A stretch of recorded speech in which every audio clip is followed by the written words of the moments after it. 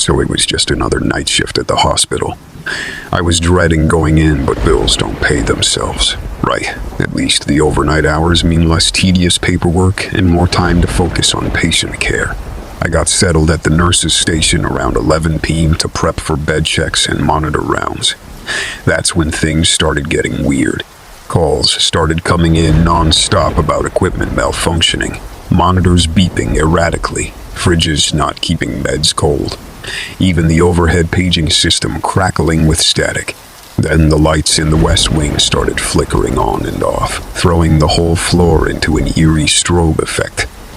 I figured it was just typical old hospital infrastructure failing, but my skin was crawling the whole time.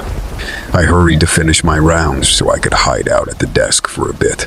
That's when I heard a blood-curdling scream ring out from one of the empty patient rooms down the hall. My heart leapt into my throat as I slowly approached the door, not wanting to find out what waited me inside. It was pitch black when I peeked in. I fumbled for the light switch, muttering a silent prayer. As the fluorescence flickered to life, I scanned the empty room and came face to face with a haggard old woman in a soiled nightgown, curled up in the corner, bony fingers scratching manically at the walls. She locked eyes with me and let out an inhuman wail, lunging at me with jaws agape. I stumbled back with a shriek, just barely avoiding her gnashing teeth. By the time backup arrived, she had vanished without a trace. We tore that room apart searching, but found no clues as to who or what that thing was. The rest of the night was pure chaos. Machines started failing in droves, plunging whole wings into darkness. Patients began reporting shadowy figures at their bedsides and disembodied voices whispering threats. Then the livestock started disappearing from the teaching hospital farm, dragged off one by one into the night. Worst of all was the children's ward. The pediatric IQ lit up like a Christmas tree with flatlines as each little one flatlined, souls seemingly ripped from their tiny bodies. Their faces were frozen in wordless horror, eyes bulging and mouths agape in silent screams. By the time the sun rose, all 12 babies were gone. I quit on the spot, still having nightmares about what truly haunts this place after dark. Whatever entity resides here is growing stronger by the day. I pray none of you ever experience the unspeakable terrors that stalk these hallways at midnight.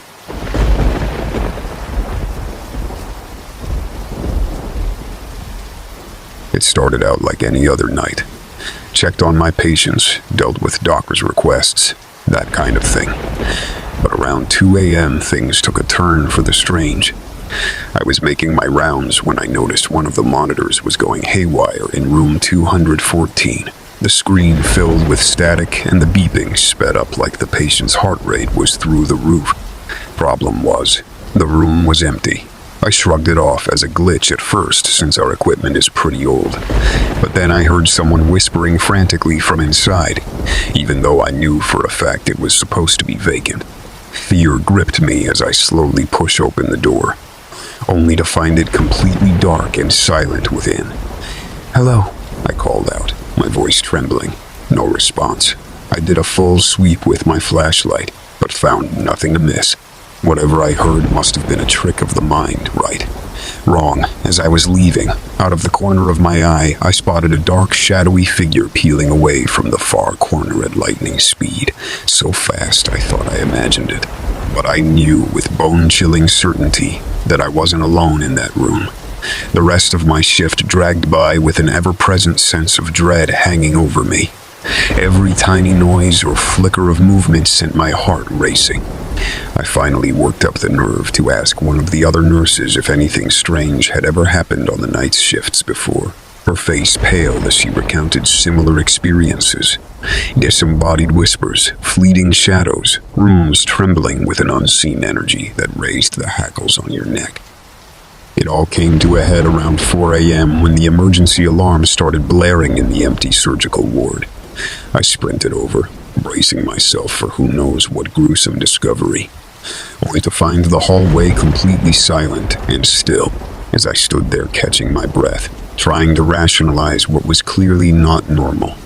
That's when I noticed the drops of blood, stark crimson against the sterile white tile, forming a horrifying trail leading deeper into the abandoned wing.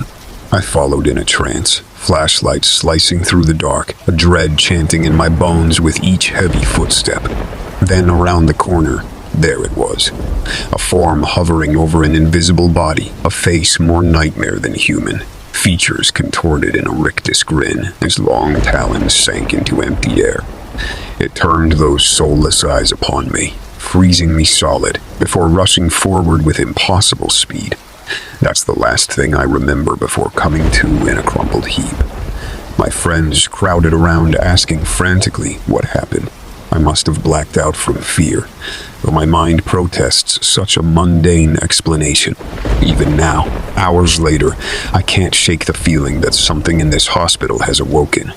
Something with a grip on the shadows and a taste for living prey after so long in isolation. Sorry, I think I'm still pretty shaken up. Let's talk about something lighter. Yeah, I appreciate you listening to my crazy tale. I feel a bit better just getting it off my chest.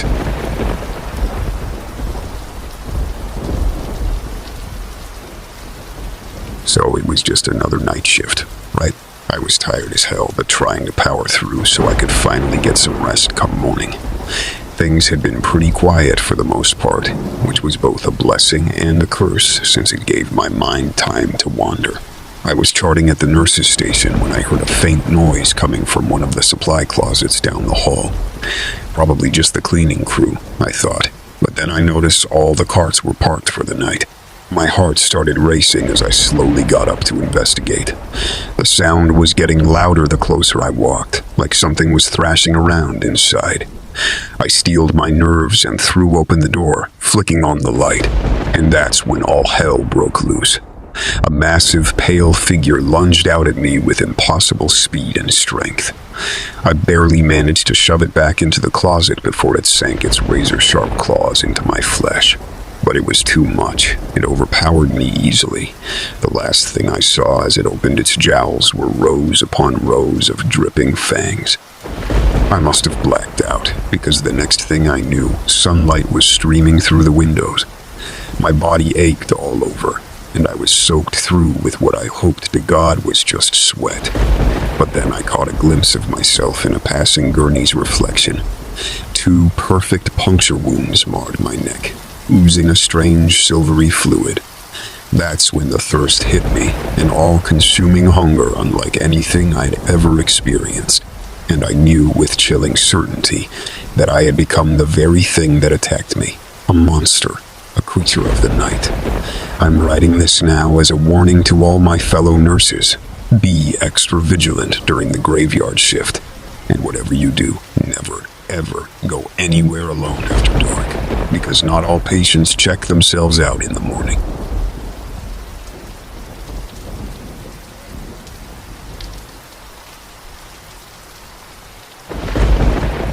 I really need someone to talk to about the absolutely bananas thing that happened last night. Where do I even start? It was around 3 a.m. and things were quiet on the oncology ward. I was just finishing up my rounds when I heard a strange noise coming from one of the empty rooms down the hall.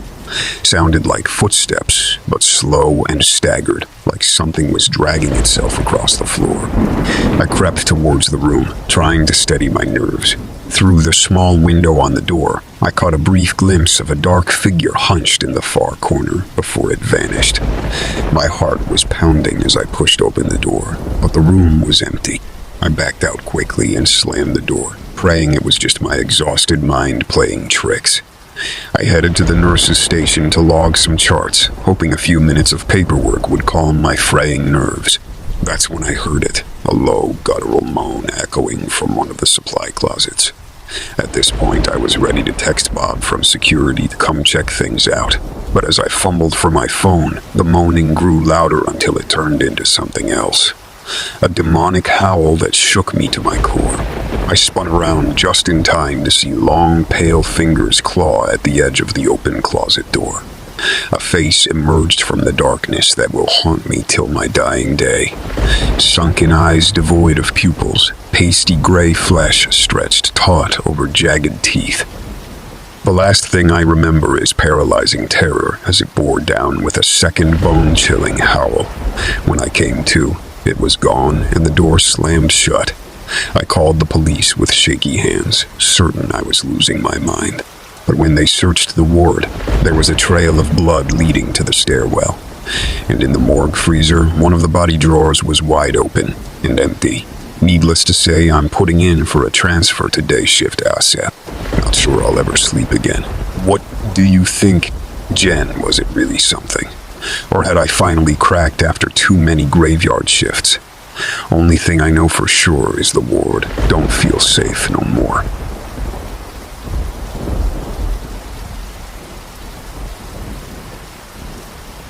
Working the night shift in the ICU, you see all sorts of things. Patients coding, families grieving, staff exhausted. But you power through to care for those who need you, even if that means dealing with the occasional creep who develops a weird attachment to someone on the unit. I had cared for this one patient, a middle-aged man recovering from pneumonia. He seemed pleasant enough, even when he insisted I reminded him of his daughter who died young. I thought nothing of his remarks at first. Many patients in the ICU suffer from confusion due to illness, but then the gifts started showing up. Just little tokens at the nurse's station. A stuffed bear, bouquet of daisies, a thank you card with glamour shot of me clipped from the hospital website. Things that might be sweet if they were from a friend, but seemed sinister not knowing who exactly left them. My colleagues would tease me about having a secret admirer. I tried to play it off while quietly letting security know. Surely it was a misunderstanding that would be cleared up and not escalate. Famous last words when you work night shift at a hospital.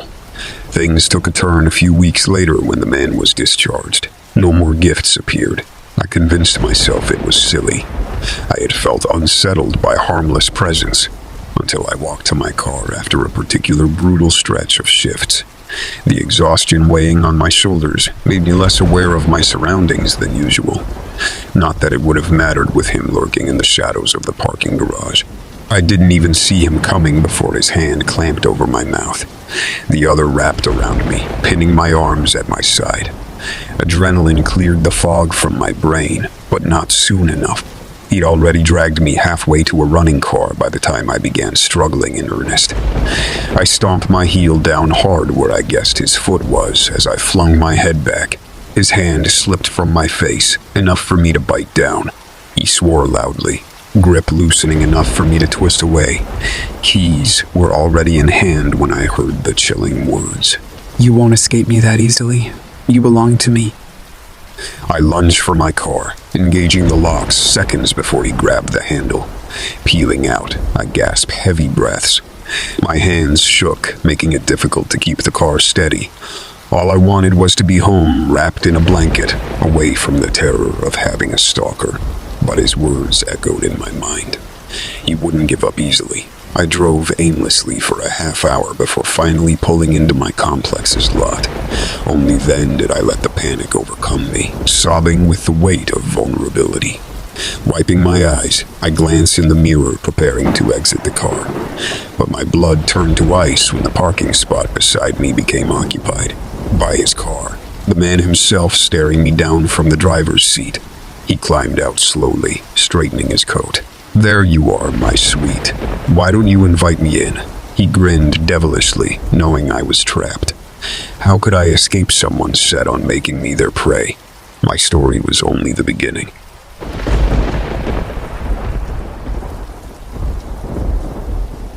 Working the night shift as a nurse has always given me an uneasy feeling. The long, quiet halls, the eerie hum of machines, and the shadows that dance across the walls from the dimmed lights keep me on high alert during my rounds. Most nights, I try to shake off my nerves and make casual rounds of my patients, caring for their needs and providing comfort until dawn. But the night my stalker revealed himself is forever etched in my memory. I had just finished updating the charts at my station when I noticed how deathly silent the ICU had become. The hair on my arms stood at attention when I realized the usual beeps and clicks of the medical equipment had gone quiet.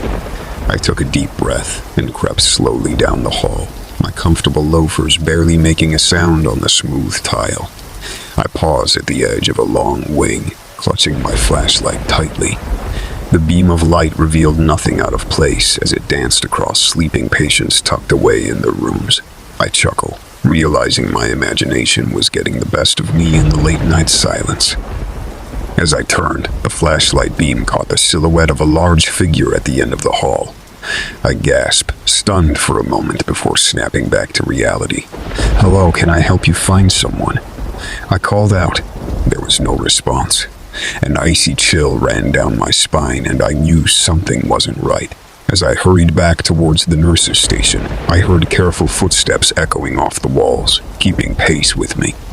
My heart raced as I quickened my steps, not wanting to look back. I ducked into an empty patient room, hoping to hide as I called security. My hands trembled violently as I pulled my phone out, almost dropping it to the floor. As I turned it on, a small click made me nearly jump out of my skin. Slowly lifting my gaze, my eyes locked on the menacing intruder who had silently slipped into the room with me, clutching a scalpel in his gloved hand and grinning wildly. "Don't be scared. I just want to have a chat. All alone, just you and me." His gravelly voice made my stomach churn as I realized this man had ill intentions far beyond chat. Hot tears spilled down my cheeks as sheer terror paralyzed me briefly. I knew I had to make a move, or I wasn't getting out of this room alive. In that split second, I decided my only option was to make a run for it. I feigned left and then dodged right, barely escaping the stranger's grasp. I could hear his footsteps pounding after me as my legs propelled me forward faster than I knew possible. I ran directly for the glowing red exit sign, slamming my body against the heavy door and emerging into the chill night. My screaming pierced the dark night as I frantically waved my arms, catching the attention of the startled security guard running toward me. The police arrived swiftly to search the hospital after I recounted my trauma, but found no one. The identity of my stalker remains a mystery to this day. However, I will never forget how close I was to becoming yet another victim in the hands of evil that night. The experience will forever haunt my many nights of walking empty hospital halls on the night shift.